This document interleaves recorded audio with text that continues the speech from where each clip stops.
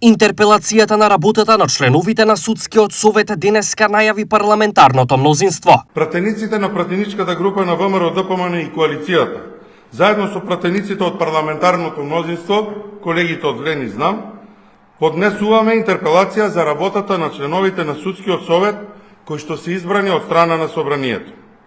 Дополнително, сакам да подсетам дека пратеничката група на ВМРО ДПМН и коалицијата гласаше против годишниот извештај за работа на Судскиот совет за 2023 година и тој не беше усвоен од страна на Собранието.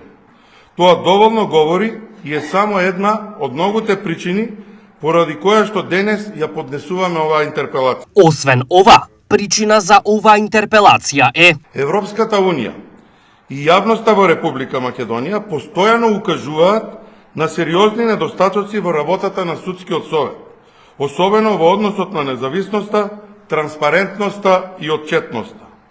Овие забелешки се од клучно значење за процесот на реформи во правосудниот сектор и напредок на земјата кон членството во Европската Унија.